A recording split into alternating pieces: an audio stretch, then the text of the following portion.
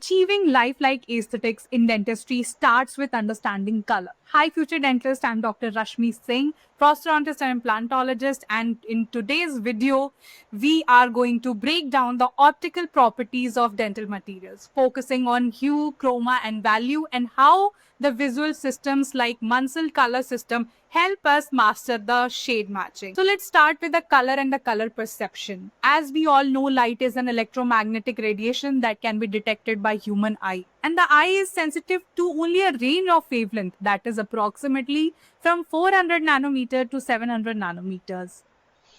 And this color perception is described by three objective variables, that is hue, chroma, and value. This is very important for your exam point of view, viva, written, everything. And of course, in the general practice also. I will tell you about the dental significance, हम अपने clinic में इनको कैसे use कर सकते हैं, जिससे आपको और interest बना रहेगा. First is the hue. Hue in the very basic word is the dominant color. So basically जो color होते हैं that is the hue. So the primary hue जो तीन major colors जिनसे सारे other colors मिलके बने होते हैं that is red, green and blue. These are the primary hue, primary dominant colors of any object. Okay, so hue is the dominant color. अब जो बीटा शेड गाइड हम use करते हैं अपने क्लिनिक में उसमें 4 ह्यू होते हैं जिनको हम ABCD के नाम से पता उसमें डेजिग्नेट करते हैं, जिसमें A जो होता है रेड और येलो कलर का होता है, B is yellow, C is grey and D is grey reddish और येलोइश कलर का होता है. So these 4 hues are present in our Vita shade guide, the Vita classical, जो कि हम अपने क्लिनिक में डे टू डे यूज कर सकते हैं. तो वी शुड नो कि उसमें ABCD क्या होता है, that is hue. Next is chroma. Chroma क्या होता है, this is an intensity of the colour. ठीक है, सो क्रोमा जो होता है वो degree of saturation of hue को ही क्रोमा कहते हैं, कि कितना, अगर इसको इससे समझ में आ सकता है कि अगर रेड कलर है तो वो कितना कम रेड है, कितना ज्यादा रेड है. एग्जाम्पल अगर ले तो अगर किसी ग्लास ऑफ वाटर में हम 1 ड्रॉप रेड कलर डालते हैं तो उसमें कितनी इंटेंसिटी होगी, रादर देन अगर हम 1 चम्मच पानी में 1 ड्रॉप रेड कलर डालते हैं तो उसमें कितनी इंटेंसिटी होगी. तो 1 ड्रॉप चम्मच में जो हमने डाली है उसकी जो क्रोमा होगा वो ज्यादा होगा, और जो हमने एक ग्लास में 1 ड्रॉप डाली है उसका क्रोमा कम होगा. So that is chroma for you. अगर हाई क्रोमा हुआ इसका मतलब हाई अमाउंट ऑफ ह्यू है विथ वेरी लिटिल डिसोल्यूशन, जो कि हमने 1 चम्मच में डाला. और वही लो क्रोमा क्या होगा, स्मॉल अमाउंट ऑफ ह्यू डाला हमने and large amount of dissolution, that is high and low chroma. Higher the chroma, higher the intensity of the color, and chroma is not an independent aspect. इसका मतलब क्या हुआ, Croma खुद से नहीं हो सकता है. Chroma is always dependent on the hue and the value. It is not an independent dimension of the colour.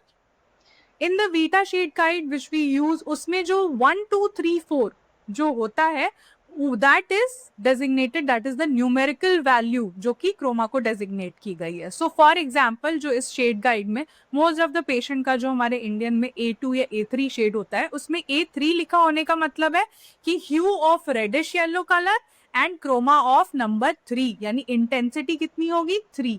That is what chroma means in the clinical practice. Third is the value. It is defined as the relative lightness or darkness of the color or brightness of the object. ये जो value होती है ना, this value is the only dimension of the color that can exist by itself. तो आपको ये MCQ में भी पूछा जा सकता है कि which is that one dimension or property of the color which is independent, वो खुद से एग्जिस्ट कर सकता है, that is the value. Value difference are more noticeable and it may have more significance in dental restoration than hue और chroma. First MCQ से क्या आ सकता है कि कौन सा इंडिपेंडेंट डायमेंशन होता है. सेकंड कि which is the most significant और most important property of the colour, that is value. और ये नीट में भी आ चुका है. So this is a very important MCQ comes from this. Tooth with high value looks more vital, जो कि आपको यहाँ पे दिख रहा है, जो कि हाई वैल्यू यानी ब्राइटनेस जिसकी ज्यादा होती है वो ज्यादा अलाइव दिखता है, this one here. And the one with the low value looks grey and that looks very lifeless in by visualizing. So this is a very significant property of the dental material, more than hue or chroma. Now let's see look at the visual color systems, and only it's not that कि सिर्फ दो ही color system होते हैं, but for you I am simplifying this and only two are important at this point. So one is Munsell color system, which was the first actual color system जो कि standardize किया और उसको 3-dimensionally उनको अलग अलग designate किया, और ये आज भी स्टैंडर्ड माना जाता है हमारे डे टू डे प्रैक्टिस में. So this colour is described quantitatively in this using a 3-dimensional color chart that is called Munsell color coordinated system. इसमें a color space that specifies color based on 3 properties. Again जो हमने hue, chroma, value पढ़ा, that same thing. उसको again मैंने यहाँ पे इसलिए लिखा है so that आपको एक एक word में अगर याद रखना है तो hue is a basic color, value is the lightness and chroma is the color intensity of the hue. ठीक है?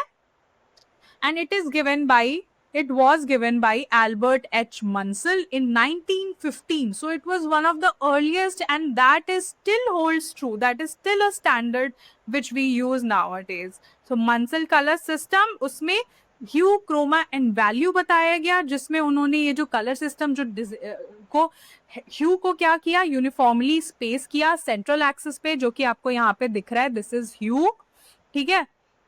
उसके बाद क्रोमा क्या था, इसी में this each spoke is the gradual change in the chroma. So starting by lightness and more chroma. ठीक है. लेस क्रोमा से मोर क्रोमा, जो each gradual change in the spoke हुआ, तो वो हो गया हमारा क्रोमा. एंड जो सेंटर ऑफ द व्हील और द एक्सिस हुआ, दैट इज द हमारा वैल्यू. सो क्या हमने पढ़ा, hue is the uniformly space central around the central axis. ठीक है, that is the hue. Chroma क्या हुआ, ईच स्पोक जैसे जैसे दूर जाते जाएंगे वैसे वैसे gradually change in the Croma होगा. एंड जो सेंटर ऑफ द एक्सिस होता है, that is value. So this is the basic 3-dimension color coordinated system जो कि मंसल ने हमें प्रोवाइड किया. ठीक है. Next is the CIE color system. जो CIE है ना, that is from the French name Commission International I don't know how to pronounce it, d'éclairage, whatever. That is basically by International Commission of Illumination, and those people defined relationship between the जो visible spectrum होता है and the human colour vision. तो visible spectrum और human colour vision के बीच में इन्होंने XYZ axis पे इसको अगेन मैथमेटिकली रिप्रेजेंट किया. मंसल ने क्या किया था, 3-dimensional एक मॉडल बनाया था. यहाँ पे इसको XYZ एक्सिस पे बनाया गया. So it is mathematical model that comprise a standard observer. So human spectrum के लिए एक स्टैंडर्ड ऑब्जर्वर रखा जाता है, which is static idealisation of the colour vision for normal human. Then the CIA is a tri-stimulus system जिसमें XYZ axis parameter based on the spectral response by this observer. तो इस system में एक standard observer रखा जाता है और उसी के अकॉर्डिंग हम उस ऑब्जर्वर के रिस्पॉन्स के अकॉर्डिंग ये पैरामीटर्स हम XYZ एक्सिस को डिनोट करते हैं. Other than the CIE system एक और बनाया गया जिसमें LA and B एक्सिस को यूज किया गया to define the colour calculated from this only X, Y and Z tristimulus, जिसमें कि L करस्पॉन्ड करता था lightness in the Munsell system and A और B जो था वो उसका क्रोमैटिक कॉम्पोनेंट था. So you just need to know this. Other than that, जो हम स्टैंडर्ड अभी भी यूज करते हैं, that is the Munsell system, in which you have to know what is hue, chroma and value and where hue, chroma and value is designated in that model of the Munsell. Okay? Other than that, we need to know the instrumental methods जो कि हम optical properties of dental material को measure करने के लिए use करते हैं, जिसमें से first है spectrometer. measure करता है amount of light reflected at each wavelength. double beam spectrophotometer use किया जाता है जो कि compare करता है जो रिस्पॉन्स ऑफ द ऑब्जेक्ट जिसका हम देखना चाहते हैं किसी एक स्टैंडर्ड रेफरेंस के साथ. ठीक है. दिस और फिर ये जो रेफरेंस हम लेते हैं from this spectral response parameter of the object को कैलकुलेट किया जाता है and it is use to evaluate the colour parameter of जो भी हम रिस्टोरेटिव रेजन यूज करते हैं, डेंचर टीथ यूज करते हैं, पोर्सिलिन यूज करते हैं, उसमें जो भी कलर चेंजेस होते हैं हमारे डेंटल मटेरियल में वो हम स्पेक्ट्रोफोटोमीटर की हेल्प से इवेल्युएट करते हैं. The second one is the colorimeter. It measures the amount of light reflected at certain spectral responses. This section is based on CIE tristimulus values and standard observer. तो यहाँ पे tristimulus value जो CIE के through मिलता है उसके through हम sections divide करते हैं and the instrument gives the reading in stimulus value XYZ या फिर LAB values. अब इसका हमारे सिस्टम में, हमारे प्रैक्टिस में क्या यूज है, जिसको चेयर साइड कलरोमीटर यूज करते हैं डिटरमाइन करने के लिए tooth shade by direct application to the patient's tooth during the dental treatment. So these are the two instruments which we use. First is the photospectrometer and second is the colorimeter. There are some other parameters also which influence the color matching, which is metamerism, fluorescence, and opacity, translucency, and transparency, which you need to know. First is the metamerism. Metamerism क्या होता है कि जब भी अगर पहले layman word में अगर हम समझाएं तो एक लाइट में आपको कुछ और शेड दिख रहा है और वहीं दूसरी लाइट में आपको कुछ और शेड दिख रहा है, तो उसी को कहते हैं metamerism. So it is the change in colour matching of two objects under different lighting condition. Okay? अब इसका क्लिनिकल सिग्निफिकेंस क्या है, मेटामेरिज्म हमें क्यों जानने की जरूरत है शेड मैचिंग करने के लिए? Because colour matching should be done under natural light source, that is under sun और in the dental clinics during day time और अंडर द वाइट लाइट. इससे हमें कम से कम वो जो difference in the colour in the different light दिखती है which is not ideally required for our dental aesthetic, वो हम करने से बच सकते हैं. सो इससे हमें क्या सिग्निफिकेंस है कि हमें हमेशा डे लाइट में, नेचुरल डे लाइट में करना चाहिए, या फिर अगर हम डेंटल क्लिनिक में भी करते हैं तो ड्यूरिंग द डे टाइम करना चाहिए अंडर द वाइट लाइट. ठीक है. Second is the fluorescence. Fluorescence का क्या होता है कि कुछ ऑब्जेक्ट जो होते हैं ना वो एब्जॉर्ब करते हैं light at the wavelength of 300 to 400 nanometer. इसी प्रॉपर्टी को फ्लोरेसेंस कहते हैं. इससे क्या होता है, दिस अकर्स, ये नेचुरल टूथ इनामल में होता है. देयरफॉर अ नॉन फ्लोरेसेंट, अगर नेचुरल टूथ इनामल, जो नेचुरल इनामल होता है उसमें फ्लोरेसेंस की प्रॉपर्टी है, अगर हम उसी की जगह उसको रिस्टोर करते हैं किसी नॉन फ्लोरेसेंट रिस्टोरेशन से, तो अंडर फ्लोरेसेंट लाइटिंग कंडीशन वो डार्क अपीयर होता है, which is a real problem for the stage artist. ठीक है. If I hope you have understood.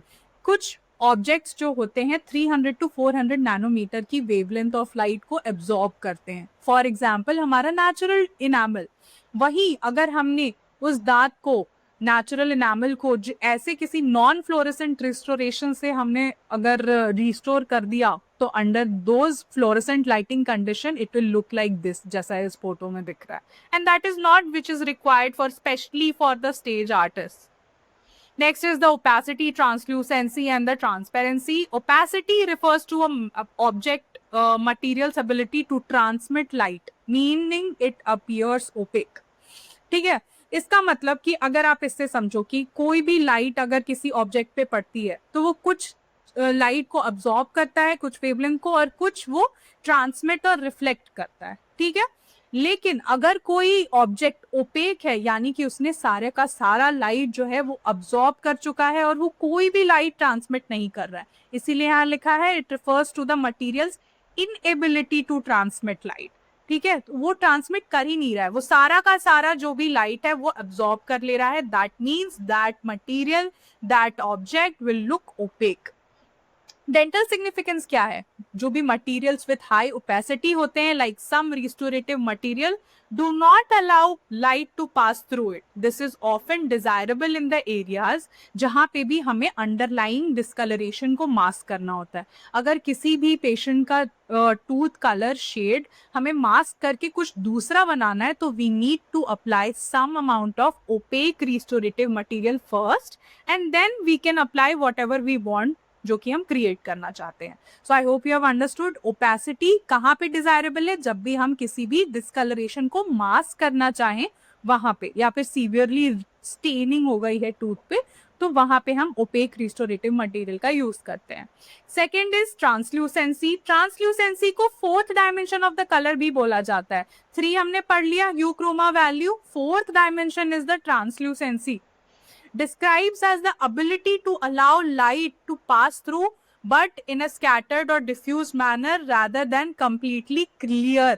तो यहाँ पे अगर आपको एनामल में दिख रहा होगा, ये जो incisal edges of the enamel होते हैं, that shows a little amount of translucency, and that is very important to incorporate in our restoration to give it a natural appearance. So dental significance क्या है? Translucency is a crucial optical property of natural teeth, particularly enamel, as it allows light to pass through, contributing to the tooth's natural appearance and perceived depth. So restorative material are designed to mimic this translucency, especially in the areas like incisal edges of the incisors at least. I hope you have understood this properly. Next is the transparency. Transparency मतलब ability to allow light pass through with the minimal scattering. मतलब जितनी भी light आई वो पूरे की पूरी light उसमें minimal scattering के करते हुए pass होने देता है.